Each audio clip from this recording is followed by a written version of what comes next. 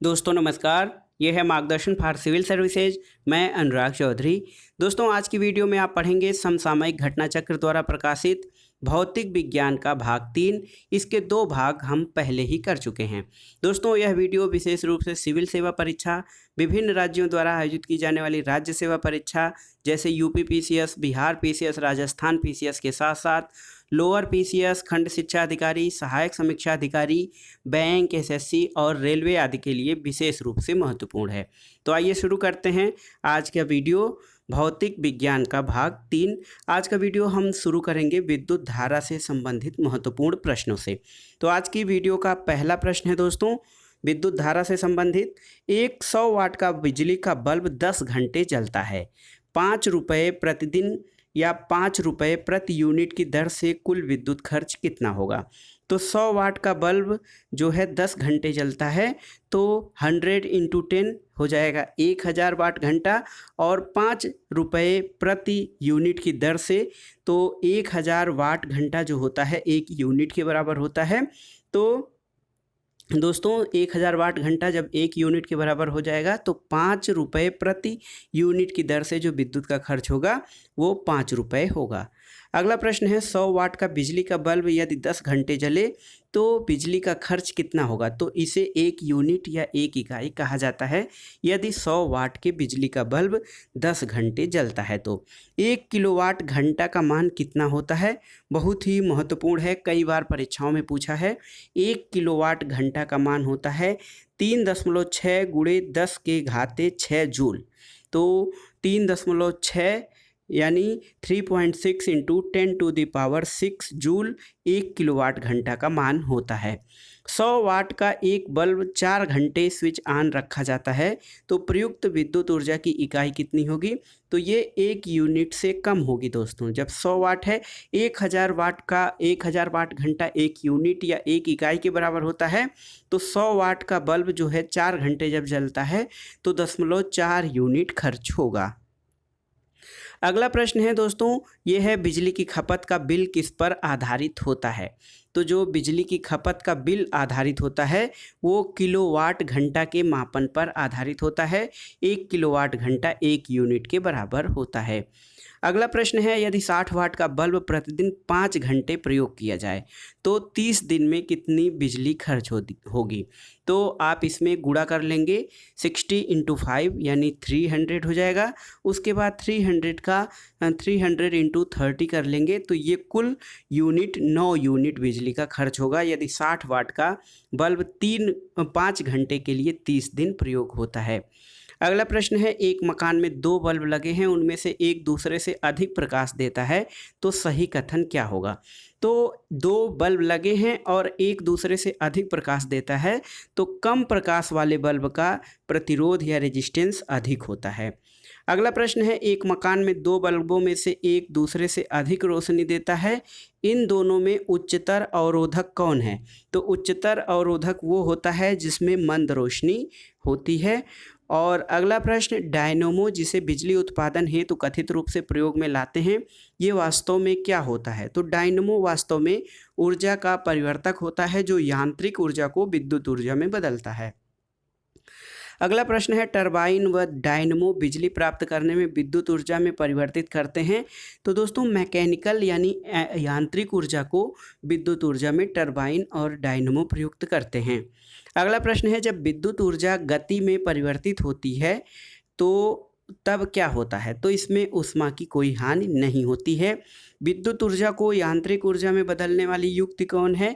तो विद्युत ऊर्जा को यांत्रिक ऊर्जा में विद्युत मोटर बदलता है।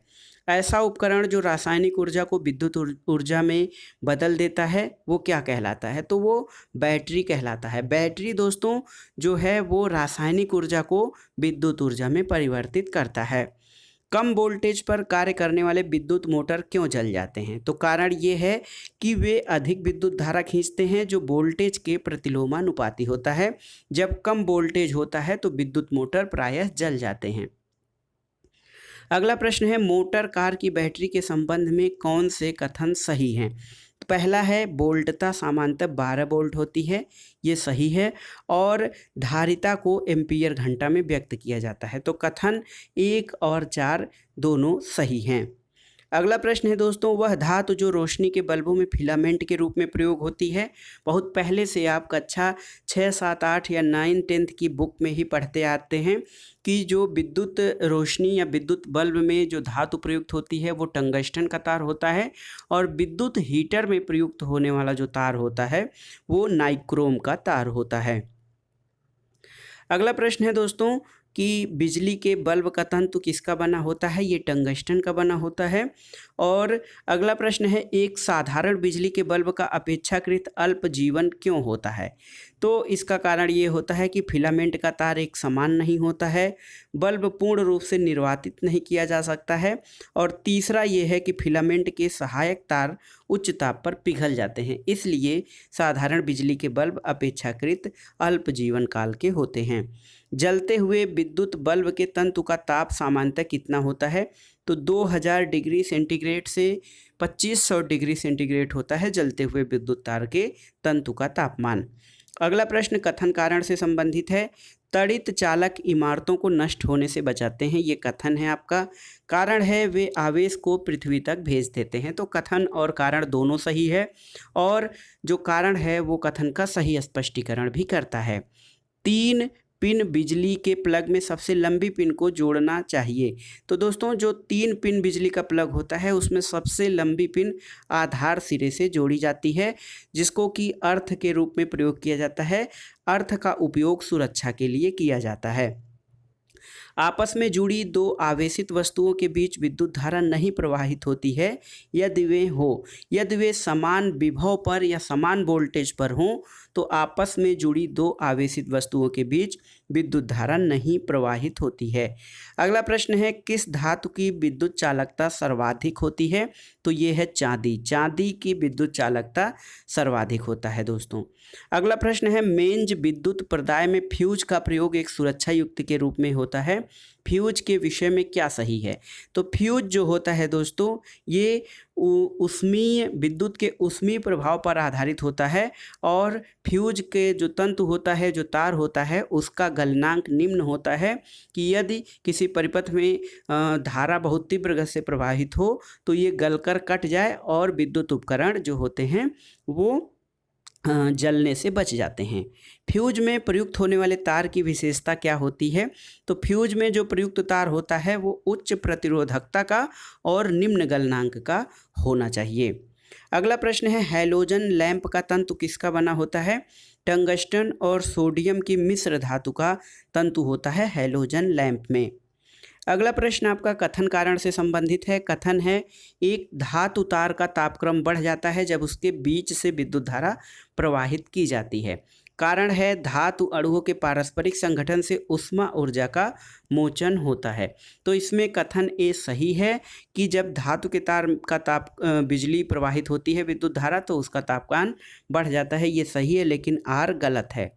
घरेलू विद्युत तार का स्थापन मूलतः कैसे होता है। तो ये समांतर श्रेणी में घरेलू विद्युत तार का जो है मैनेजमेंट किया जाता है। घरेलू विद्युत सप्लाई के दौरान काले रंग का आवरण युक्त तार कौन सा होता है। तो ये उदासीन तार होता है। और मानव शरीर शुष्क के विद्युत प्रतिरोध के परिमाण की कोटि कितनी होती है। 10⁶ ओम जो होता है वो मानव शरीर के विद्युत प्रतिरोध के परिमाण की कोटि होती है। सामान्य ट्यूबलाइट में कौन सी गैस होती है। आर्गन के साथ जो है पारे का वाष्प या आर्गन के साथ मरकरी वेपर सामान्य ट्यूबलाइट में भरी होती है। CFL का पूर्ण रूप क्या होता है दोस्तों। तो CFL का पूर्ण रूप है कॉम्पैक्ट फ्लोरोसेंट लैंप। और अगला प्रश्न कथन कारण से है। कथन है, लाइट एमिटिंग डायोड जो LED लैंप होता है कॉम्पैक्ट फ्लोरोसेंट लैंप की तुलना में अधिक लंबी सेवा प्रदान करता है। कारण है इसका कि लाइट एमिटिंग डायोड जो LED होता है ये कॉम्पैक्ट फ्लोरोसेंट लैंप की तुलना में अधिक ऊर्जा दक्ष होते हैं। तो दोनों सही हैं, और आर जो है वो सही स्पष्टीकरण देता है। जो LED लैंप होता है CFL की तुलना में अधिक ऊर्जा दक्ष और अधिक लंबी समय तक कार्य करते हैं।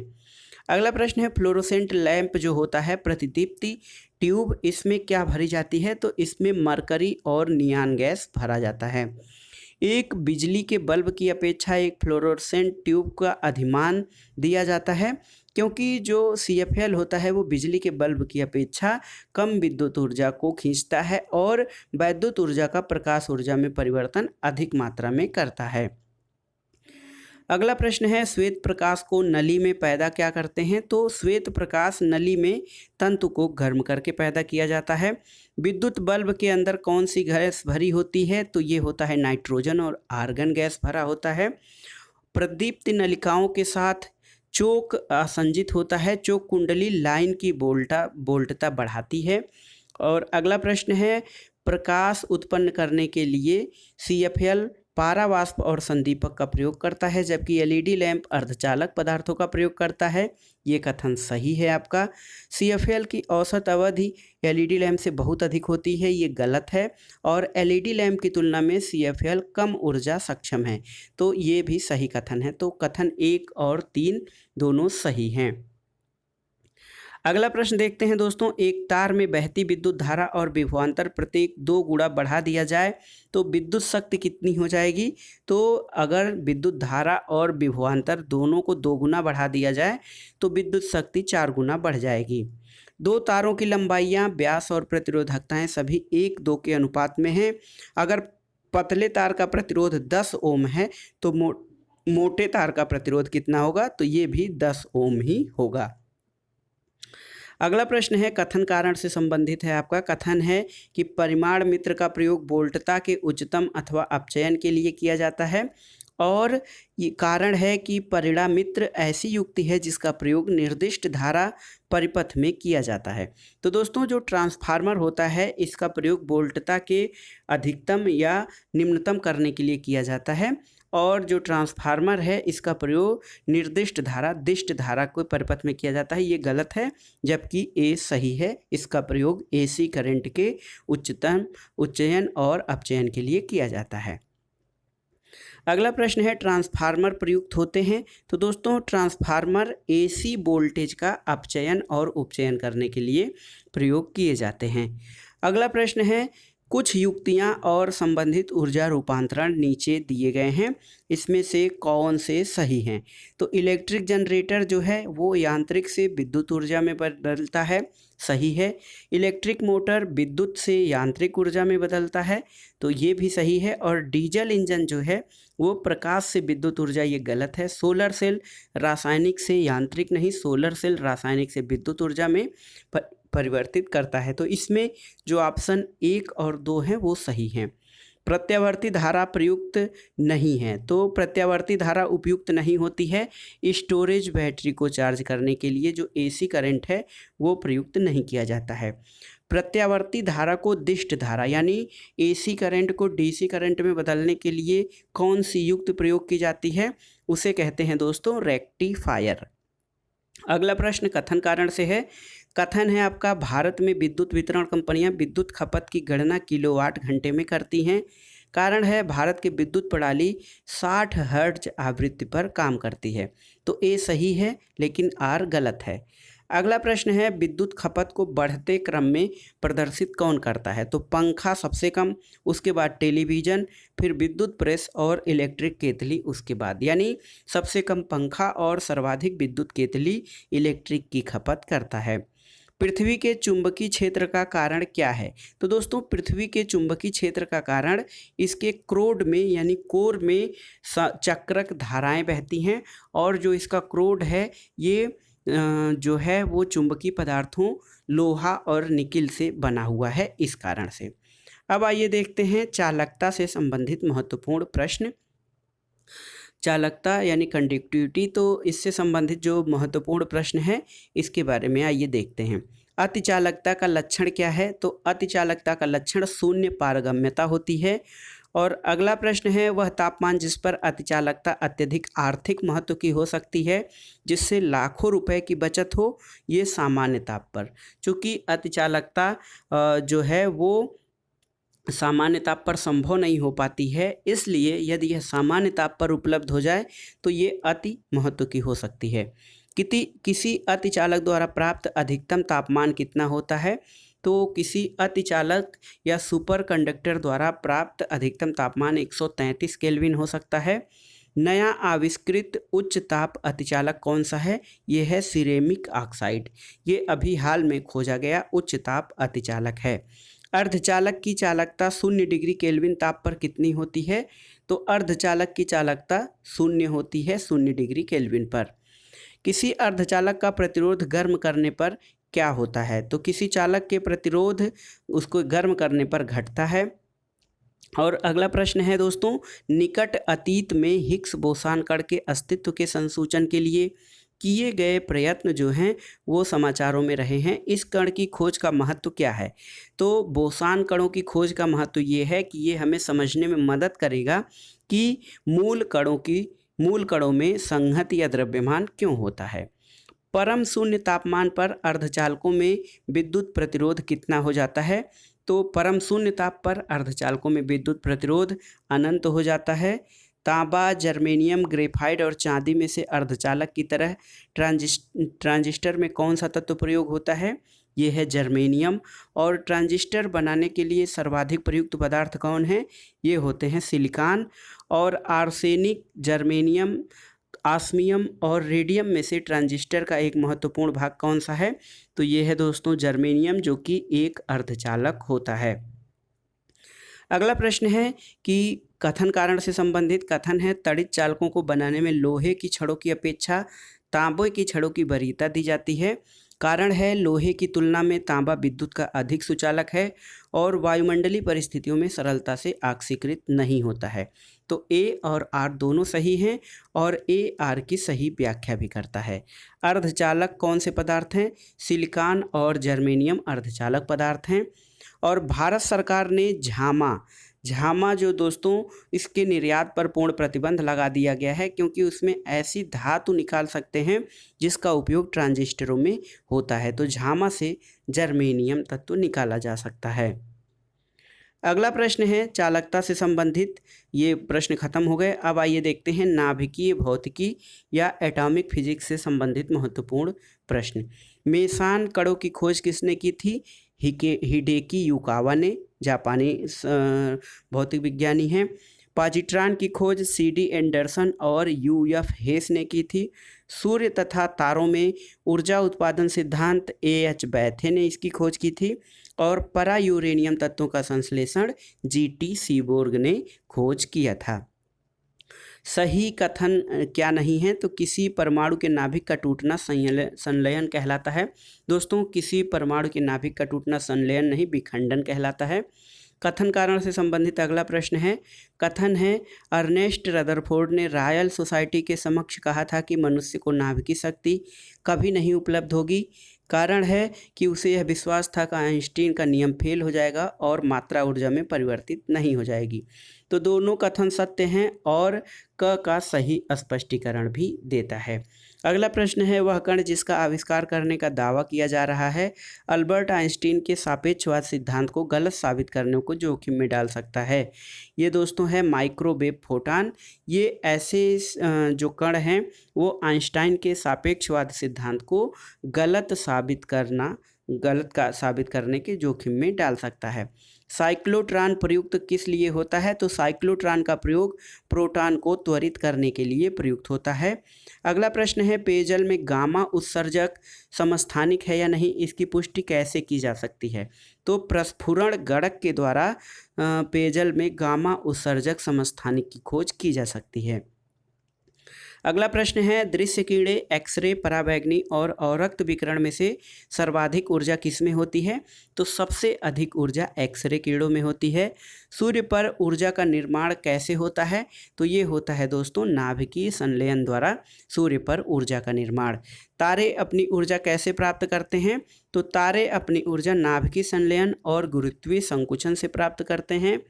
तारों में अक्षय ऊर्जा का स्रोत क्या होता है? हाइड्रोजन का हीलियम में परिवर्तन। हाइड्रोजन का हीलियम में परिवर्तन जो है तारों के अक्षय ऊर्जा का स्रोत का कारण होता है। सूर्य से उत्पन्न ऊर्जा का स्रोत ये नाभिकीय संलयन है। और एक कृत्रिम उपग्रह में विद्युत ऊर्जा का स्रोत क्या होता है? तो ये होती हैं सौर सेलें, कृत्रिम उपग्रह में विद्युत ऊर्जा का स्रोत। अगला प्रश्न है दोस्तों, जो है इसमें सही कथन बताना है। सौर शक्ति उत्पादन के लिए प्रौद्योगिकी के संदर्भ में सही कथन क्या है? तो प्रकाश वोल्टिक क्रिया एक प्रौद्योगिकी है जो कि प्रकाश के विद्युत में प्रत्यक्ष रूपांतरण द्वारा विद्युत जनन करती है, जबकि सौर तापी प्रक्रिया एक प्रौद्योगिकी है जो सूर्य की किरणों का उपयोग ताप जनित करने के लिए करती है, जिसका आगे विद्युत जनन प्रक्रिया में उपयोग किया जाता है। तो ये सही कथन है। अगला प्रश्न है दोस्तों, सोलर सेल में उपयोग किया जाता है। तो सोलर सेल में सिलिकॉन का प्रयोग किया जाता है। प्रकाश वोल्टी सेल क्या होते हैं? तो ये सौर सेल होते हैं। और फोटोवोल्टी सेल किससे संबंधित है? फोटोवोल्टिक सेल सौर ऊर्जा से संबंधित होते हैं। और अगला प्रश्न कथन कारण से है। नाभिकीय रिएक्टर में स्वपोषित श्रृंखला अभिक्रिया या सेल्फ सस्टेन्ड चेंज रिएक्शन संभव होती है, क्योंकि पहला है प्रत्येक विखंडन अभिक्रिया में अपेक्षाकृत अधिक न्यूट्रॉन विमुक्त होते हैं, और तीसरा है द्रुत न्यूट्रॉन ग्रेफाइट द्वारा धीमे किए जा सकते हैं। तो जो न्यूट्रॉन हैं उनको धीमा किया जा सकता है, इसलिए नाभिकीय रिएक्टर में जो है एक नियंत्रित श्रृंखला अभिक्रिया संचालित हो सकती है। परमाणु रिएक्टर क्या होता है? तो दोस्तों परमाणु रिएक्टर आणविक भट्ठी होती है जिससे कि ऊर्जा या विद्युत ऊर्जा का निर्माण किया जा सकता है। नाभिकीय संलयन रिएक्टरों के विषय में सही कथन क्या है? तो सही कथन है कि साधारणतः उनकी टोकमाक डिजाइन होती है और वे बहुत अधिक तापक्रम पर कार्य करते हैं। ये दोनों सही कथन हैं। अगला प्रश्न है दोस्तों, नाभिकीय रिएक्टर और परमाणु बम में अंतर क्या है? तो नाभिकीय रिएक्टर में श्रृंखला अभिक्रिया नियंत्रित होती है, जबकि परमाणु बम में अनियंत्रित होती है। आधुनिक आयुर्वैज्ञानिक विज्ञान में नाभिकीय औषधियाँ नैदानिक और उपचार के प्रभावी उपकरणों के रूप में उभर रही हैं। ये वास्तव में क्या हैं? तो दोस्तों जो नाभिकीय आयुर्वैज्ञानिक है इसमें जो औषधियाँ प्रयोग की जा रही हैं वो वास्तव में रेडियो आइसोटोप होते हैं। भारत में प्रचुर मात्रा में उपलब्ध नाभिकीय ईंधन कौन सा है? ये है थोरियम। ये केरल के मोनाजाइट बालुका में पाया जाता है। एक रेडियो धर्मी तत्व जिसके भारतवर्ष में बड़े भंडार पाए जाते हैं, ये थोरियम है। और अगला प्रश्न है दोस्तों, प्रकृति में यूरेनियम की तुलना में थोरियम के कहीं अधिक भंडार हैं। दूसरा है उत्खनन प्राप्त खनिज से मिलने वाले प्रति इकाई द्रव्यमान ऊर्जा की तुलना की जाए तो थोरियम प्राकृतिक यूरेनियम की तुलना में कहीं अधिक ऊर्जा उत्पन्न करता है। और तीसरा है थोरियम यूरेनियम की तुलना में कम नुकसानदेह अपशिष्ट उत्पादित करता है। तो ये तीनों ही कथन सही हैं। अगला प्रश्न है, भारत अंतर्राष्ट्रीय ताप नाभिकीय प्रायोगिक रिएक्टर यानी इंटरनेशनल थर्मोन्यूक्लियर एक्सपेरिमेंटल रिएक्टर का एक महत्वपूर्ण सदस्य है।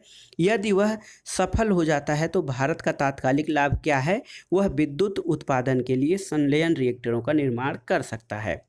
अगला प्रश्न है, 4 ऑप्शन है कैडमियम, थोरियम, प्लूटोनियम और यूरेनियम। इनमें से परमाणु ईंधन की श्रेणी में क्या नहीं आता है? तो दोस्तों कैडमियम जो है वो परमाणु ईंधन की श्रेणी में नहीं आता है। अगला प्रश्न है, मोनाजाइट, थोरियम, बेरिलियम और क्रोमियम में से अणु शक्ति से संबंधित खनिज कौन सा नहीं है? तो क्रोमियम जो है अणु शक्ति से संबंधित खनिज नहीं है।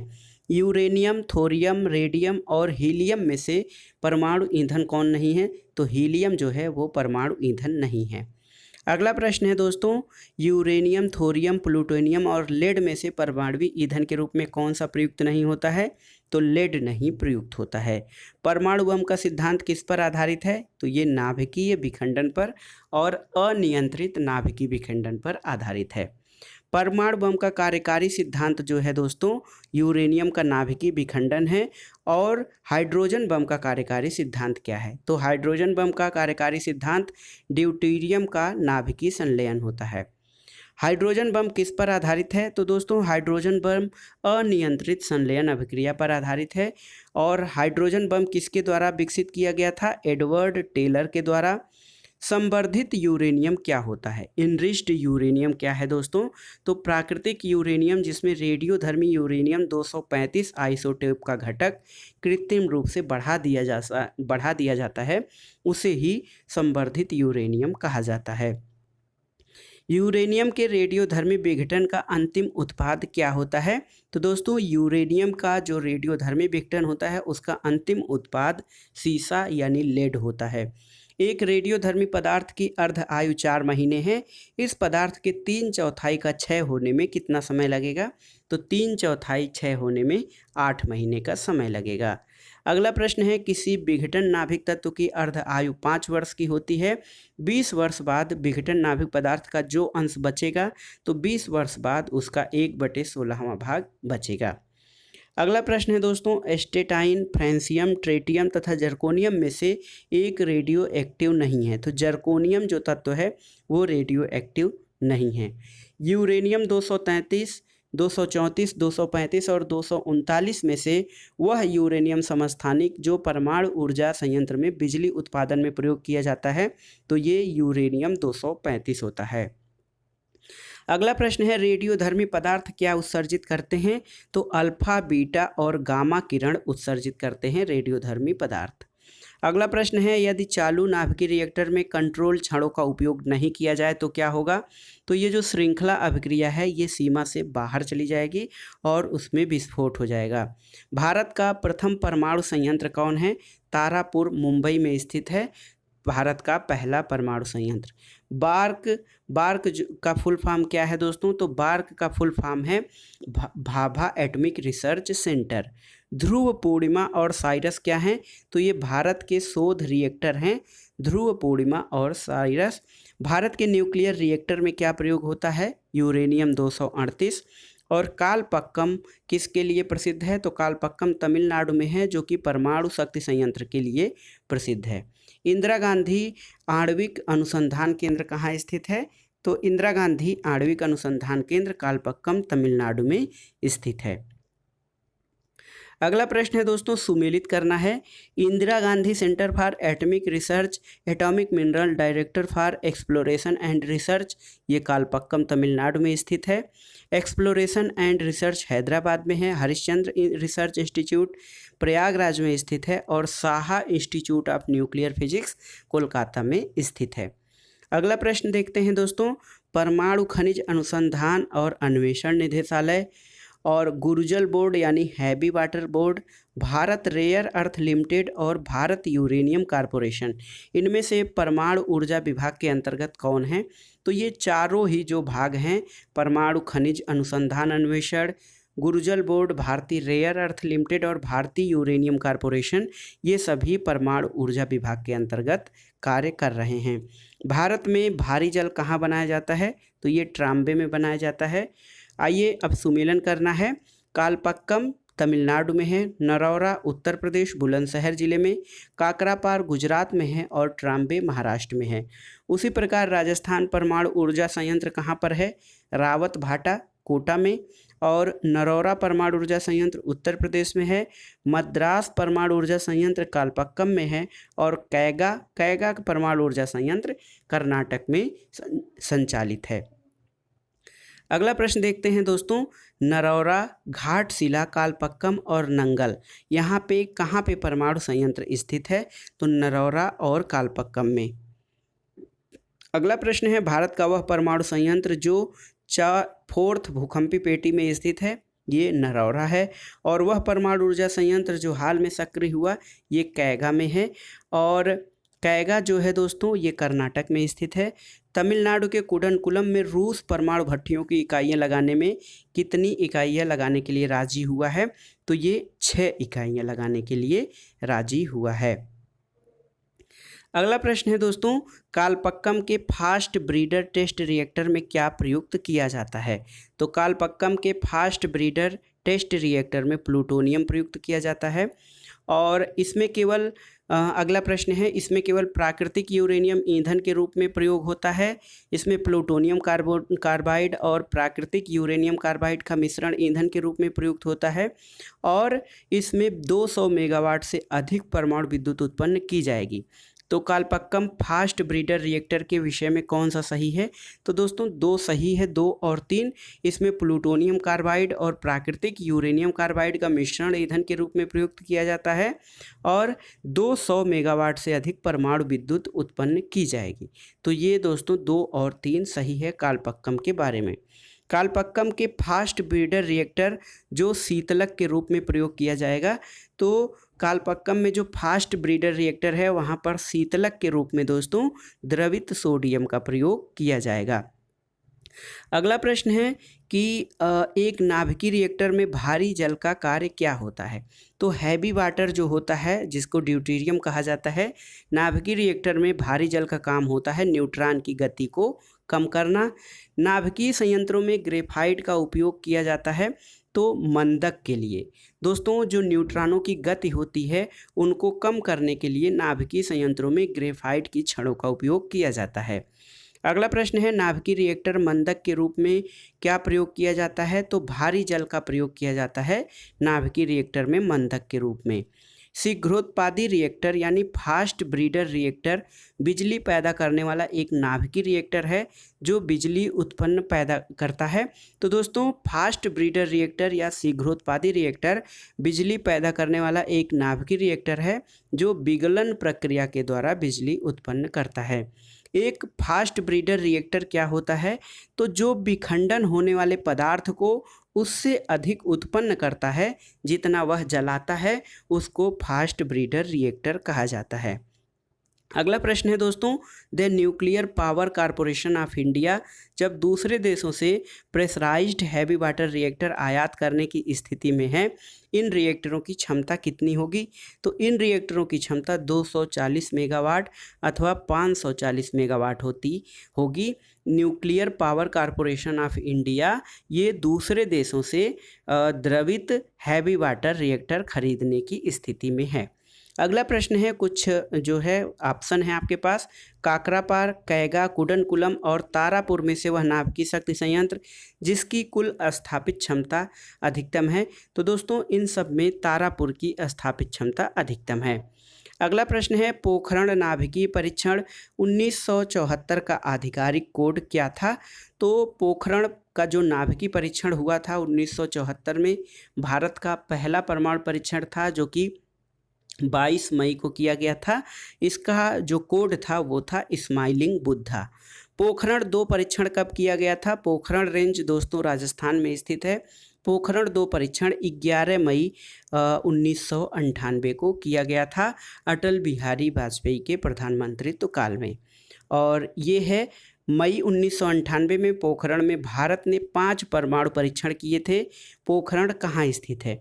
तो दोस्तों पोखरण रेंज जो है वो राजस्थान में स्थित है। तो ये था आज का वीडियो। इसमें आपने देखा जो भौतिकी के परमाणु ऊर्जा से संबंधित महत्वपूर्ण प्रश्न, इसके अलावा ये प्रश्न जो हैं वो परीक्षाओं की दृष्टि से अत्यंत महत्वपूर्ण हैं। अगला टॉपिक हम कंप्यूटर और सूचना प्रौद्योगिकी से आगे या कंप्यूटर और सूचना प्रौद्योगिकी से संबंधित जो टॉपिक है उसको हम अगली वीडियो में कवर करेंगे। वीडियो कैसा लगा हमें कमेंट बॉक्स में ज़रूर बताइएगा। वीडियो को लाइक करें, शेयर करें और इस चैनल मार्गदर्शन फॉर सिविल सर्विसेज को सब्सक्राइब करें। वीडियो देखने के लिए धन्यवाद। नमस्कार।